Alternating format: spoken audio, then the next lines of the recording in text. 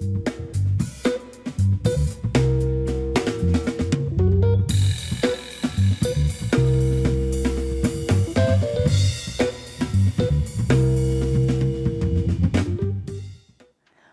to the Chicago Money Show. We help you bring more money, more meaning, and more happiness into your life.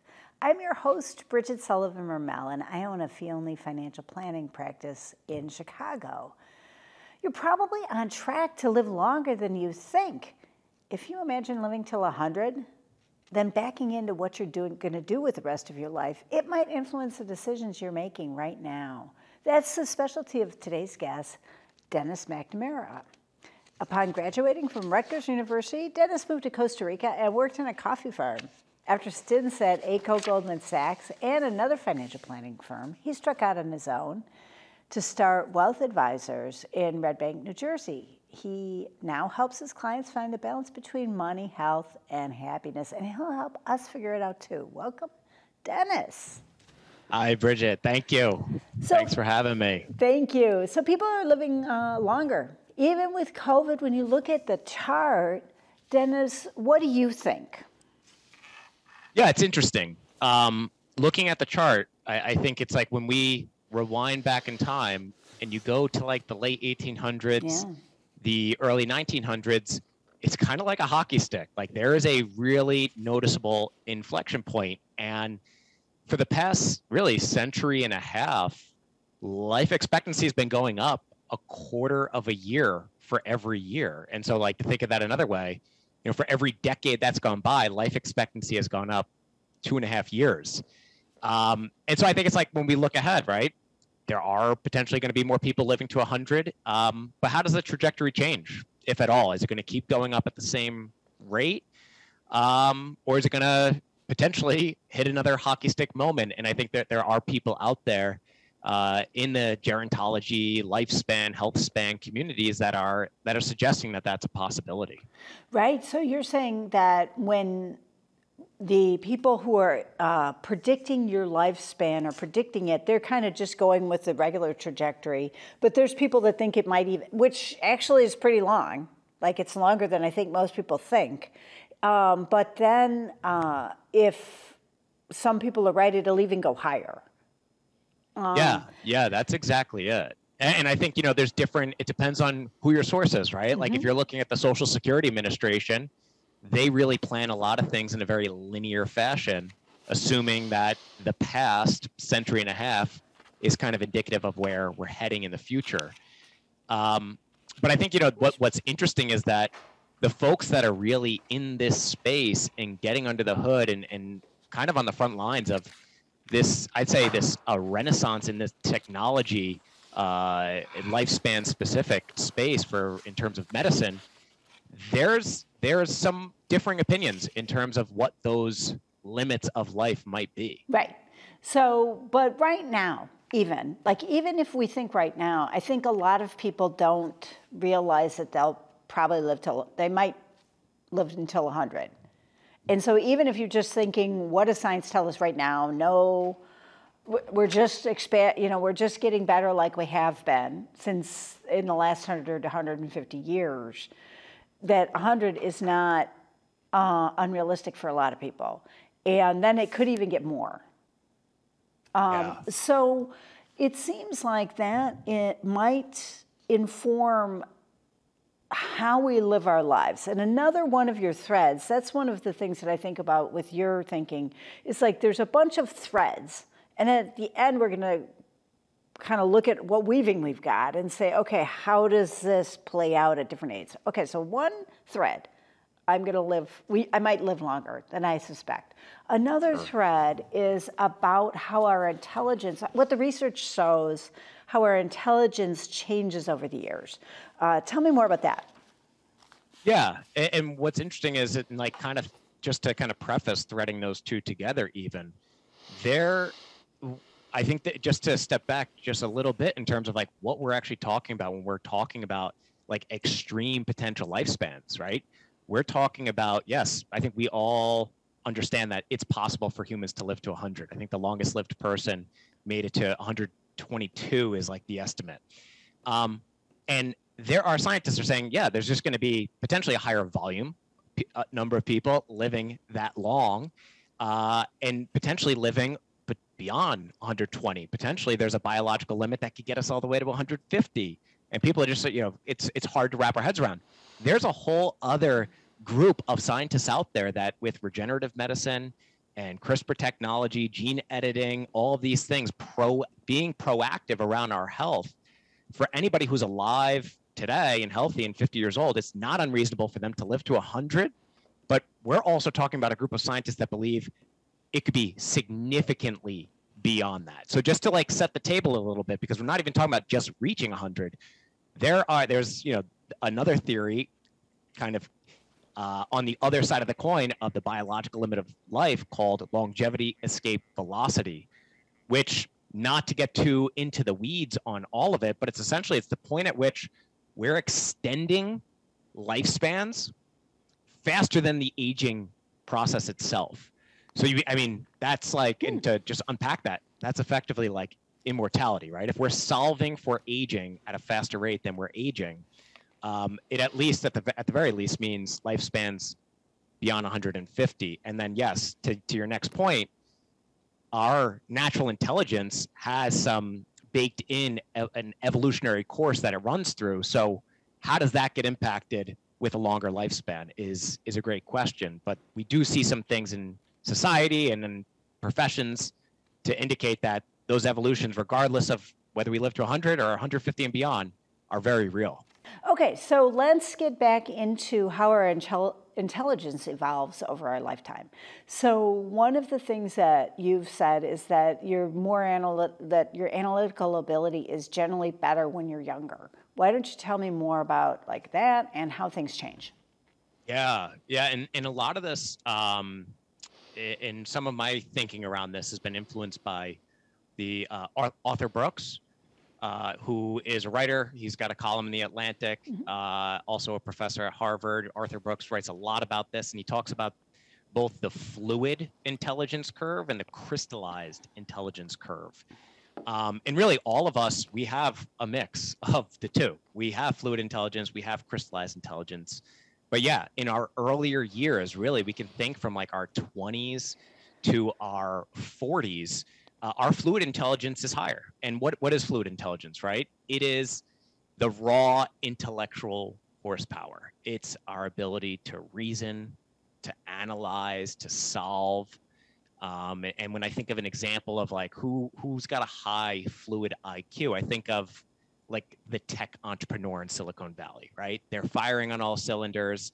They've got their engineer brain is at its absolute sharpest. And that is typically going to be a stage that from your 20s into your early 40s is there and it persists, but it's right around the time of when you reach your 40s that it begins a downward trend. Okay, but then you get, your crystallized intelligence picks up. That's exactly it. And so crystallized intelligence, just to define it, right, is kind of, it's like wisdom. It's pattern recognition. You could think of it almost like, synthesizing your lived experience, where you're connecting dots. And, I always think of, who's got high crystallized intelligence. I think of like the history professor, right? They maybe are in their 70s, maybe even older, and they are at their strongest because they have all of their years have just culminated to being able to synthesize all of the information. And that's actually a form of intelligence, crystallized intelligence, that it begins to increase in our 40s and actually really does not diminish until very, very late in life, when you could think almost like when we're starting to lose our faculties. It persists into the later years. Yeah, and so this reminds me, career-wise, of when I was younger. I had started a tax practice when I was 32. And after 5 or 7 years, I was so happy to have my own business. But then I started feeling like I'm sick of this cranking. And I still love talking to clients, but I was talking to this work colleague of mine, and I was describing the situation. And they said to me, yeah, if you were at a big firm, they'd call you a partner. And so it's like, oh, some businesses are already set up for this. Like that, oh, the people that have been around for a while aren't doing the cranking of as much as the people who are just starting out. But for people who have their own careers, they have to kind of try to figure this out themselves. Sure. Yeah, I think the goal, and it's kind of like how you describe it, is if we can all lean into the intelligence strengths that persist with age, right? Because we know we're going to change. We know that our raw intellectual horsepower is going to be waning over the years. It's not going to grow in our 50s and 60s. So how do we lean into this change naturally? And I think there's also something to be said that, for those of us, and I'm just thinking about you and I, Bridget, we both work with money. We have not physically demanding jobs. So I think a lot of us and many other people like us that work a desk job or something that's not physically demanding, we kind of reject the inevitability of decline before very old age, right? Like we think so long as I can keep typing, so long as I can use an Excel spreadsheet, I'm good. I'm going to be able to keep firing in the way that I have. But data does suggest otherwise. In their fields, you can think of like, there's research around Major League Baseball umpires, or think about even air traffic controllers having mandatory retirement ages. Why? Because age-related decline is real, and it's very sharp. And for air traffic controllers, it's the consequences are pretty high. So it's interesting, though, because another thread that you've got is about happiness. And the happiness chart is kind of in a U. I think with COVID, it changed it a little bit, at least temporarily. But it typically, started pretty high when you're a young person, dips down when you're in your middle age, and then starts going back up at around 50. And then people that are older, young people don't realize this, but people that are older are actually generally happier. It's like it can be a peak time of your life. So tell me about how to make it a peak time in your life. Let's just talk about this dynamic with the happiness grid. Yeah. So I think you hit the nail on the head, right? It's right around that like 45-year-old to 55-year-old period that a lot of research shows that's kind of like the trough of happiness. Like that is in our 20s and 30s. It's at a decent level, but it's around our 30s, which is for many of us now in the 21st century is when we're starting families. Maybe our responsibilities are ever increasing. And as we were just talking about the intelligence curve, there's a couple things happening at once. Our responsibilities are going up and potentially our bandwidth is going down. And as as we're kind of making our way through our 30s into our 40s, we might still be relying on that fluid intelligence that has really, rewarded us up to that point. And we haven't officially changed tracks to start leaning into that crystallized intelligence, which for a lot of us leads us to a burnout zone. And the burnout zone is really, it aligns very closely to that trough of happiness, because it's at that point where in our careers, in our lives in general, we were relying on fluid IQ, but it's having diminishing returns. We might be in the same job where we once enjoyed the hustle, the chase, the rewards, but now the striving just doesn't seem as worthwhile, or maybe we're just a step behind. And so I think burnout in a sense is really just like, it's trying to outrun neuroscience. Like we really need to hop on that other track, start leaning into the crystallized intelligence.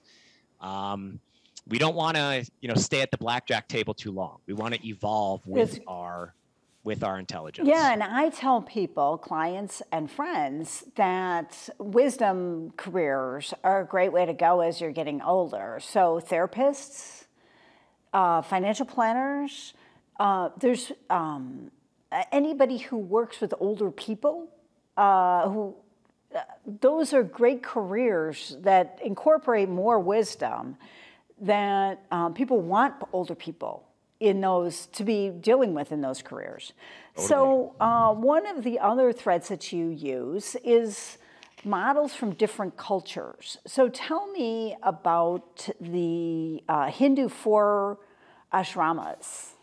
Yeah, yeah, this was fascinating. This was another point highlighted to me through Arthur Brooks's work, and it has to do with yeah, in Hinduism, the glide path of life is going through the 4 ashramas, and now not everybody's going to go through all 4, but they should, right? So the first stage is known as brahmacharya, and this is known as being like the student. And we can think of it as kind of like, it's like building the arsenal of skills. It's going to be the time where it's a period of life where maybe less responsibility, so maybe it's higher in enjoyment, maybe even higher motivation. But it might be lacking a little bit in purpose. We're still young. We're still trying to figure out the path. The next stage is called grihastha. The second ashrama is grihastha, and this is kind of known as like the producer, if you will. And that typically is going to be in our 20s to our 40s. And there's a lot of good that comes with this stage. Like, it is where we're now applying those skills and experience that we acquired in our student stage, and the sky's the limit. It's the time of wealth creation. It's the period with the most power, the most status, the most prestige. However, it also happens to be the one that carries the most hubris often. And many of us, we start to identify with this stage, with the success, with the power, the prestige, the status, all the stuff that comes with this stage. Our identity, we start to match into it. And we try making it last a lifetime. And it really, it gets back to that same point with like the intelligence curves. Towards the end of the cycle, we're having diminishing returns. And we really, if we want to have a meaningful, fulfilling life, we should start to think about evolution more broadly, which, instead of trying to ride this one out for the rest of your life, you really want to turn the page to the next chapter. And the next chapter, according to the 4 ashramas, is the third ashrama, which is vanaprastha. And this one kind of translates into being, you can think of it, it's referred to as like being the spiritual elder. And I always think of, when I hear this, I think of Mr. Miyagi, right? It's less about personal ambition. It actually is a direct translation of 2 Sanskrit words, meaning retiring and into the forest, where the focus is it's about service to others. It's about being able to deploy your life wisdom to others, your own personal spirituality. And the idea is really to go from player to coach, kind of like you were talking about with becoming that mentor, and as a partner at a firm, right? How do you lean into those strengths? And if we can go through these first 3 stages, these first 3 ashramas, it gives us a chance at reaching the 4th, which is sannyasa, known as, kind of like renunciation or enlightenment, where it's really, we're at the point where there's no thoughts of worldly gain. We're at peace. Very nice. And another model that you use, and this is more, I find it more relevant to people in the younger phases when they're really trying to figure things out, is, I hope I don't butcher the pronunciation, ikigai. Ikigai. Ikigai. It's a Japanese concept. Let's talk about that. Yeah. So it is a Japanese concept, and it's referring to what it is that gives a sense of purpose or a reason for living. And so this is something that children have an ikigai in the Okinawan Japanese culture. This is influenced. This is the idea where I first read about it was in a book done in partnership with National Geographic called Blue Zones, where it's really about these 7 satellite communities around the world, where it's the longest lived people. And this one happens to come from the Okinawans of Japan. And so regardless of your age, from 5 years old to 100 years old, everybody kind of leans into what is their ikigai. And to break that down, it's really, we can think of like a 4-part Venn diagram. So there's what you love, what the world needs, what you're good at, and what you can get paid for. And the idea is, can you marry all of those things? Can you find skills and find a point of overlap that is your reason for being. That is your sense of purpose, how you show up. And yes, be a productive member of society, but also live a fulfilling life.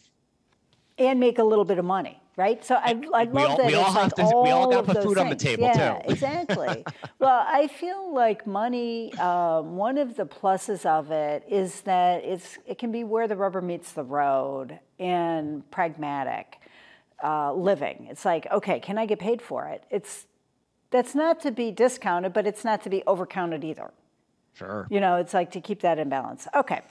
So last thread we've got is to weave in is an updated Maslow's hierarchy of needs. Now, I found this really interesting, and I love the slide for it. So with Maslow, I think that people realize like there's 4 levels of a pyramid that he laid out, okay? So let's briefly go over that, and then we want to switch over to the new Maslow or the adapted Maslow, because then we want to get into how does this actually apply to people at different ages. So Maslow first. Yeah, so the base of Maslow's pyramid is your physiological needs, right? And right on top of that is safety and security. Right. So if we don't have the things just to survive and be safe, we can't even think about working our way. Well, we get very tunnel vision. It's total survival mode. Yeah. 100%. Yeah. 100%. Which is sometimes that's okay. That's what we need. Yeah. Glad we've got that capability, right? Exactly. But once those needs are met, it then allows us to kind of work up the pyramid where there's love and belonging, there's our own esteem. It's really about the ability to grow. And at the top of the pyramid is self-actualization, which kind of has the parallels to like the fourth ashrama, enlightenment. Okay, great. So we've talked about longevity, different abilities as you age, happiness as you age, 4 ashramas, ikagi, and updated Maslow. Now let's put these different threads together and talk about how does this impact what you tell people at different ages, particularly about their careers and money and maybe retirement as we get older. So let's say you're talking to someone who's 20. What do you tell them? Yeah, so at 20, the thing that I'm always thinking about, and I just, I'm not so far removed from my 20s, I really just think about skills, right? How can you develop an arsenal of skills that are also can in some way be parlayed into doing something that you like that can make money? Right. Yeah, and so certifications, especially if it's like in some area that you're interested in. So for instance, I'm a CPA. I don't know that I would go through that now. Sure. Like for a whole bunch of reasons. One is analytical, but there's another just that desire and drive to do it. So that's one example. Okay, so let's say 35. What do you tell someone who's 35? 35, and as I'm quickly approaching 35, I'm turning 34 in February. So I'm thinking about this for myself, and I kind of feel like it is that second ashrama where it is, I've acquired these skills, I've acquired this experience. It's now about deploying them. It's about sharing. The way I like to think about it is like sharing my gifts, my unique skills, my views, and to be able to be of service to others. And to be able to provide for my family. Like it truly is. It's like that hunter stage. I need to figure out how to hunt, how to provide, if we're thinking of it from like an evolutionary sense. Yeah, and just FYI, I'm 59. So I'm on like the other, over that hump. And I think one of the challenges that I wish that I could help people with more is that I think one of the factors that contributes to people's unhappiness or lack of happiness when they're in that middle phase, that trough, is just anxiety about money and how is this all going to play out. And then people's anxiety about it almost disappears. Yeah. Like when they're older. And it's not just about, it's like, oh, they see, okay, this is how it's going to play out. Yeah. And so it would be really wonderful if we could translate some of that into a little bit less anxiety at younger ages. So if we can figure out that, we will figure that one out. Okay, So next thing is age 50 and 65, and we've got about a minute left for us to go over this, so go for it. Yeah, so I think it really is just, it's an evolution, becoming the spiritual elder. How can you lend your life of experience, all the wisdom that you've gained, to be of service? Because that feels good for the person providing the service. Mentorship, you can think about people going in more of a management role, because we all just want to be at peace. And I think we can all be the hunter indefinitely, but that's not necessarily the most rewarding, fulfilling path for any of us. So if we can be of service to others, think about the world more broadly, bigger than ourselves, as we're getting older, as we're entering our 60s, I think that is, I try to think about it for my own clients, for myself. That's the path that I would like to go.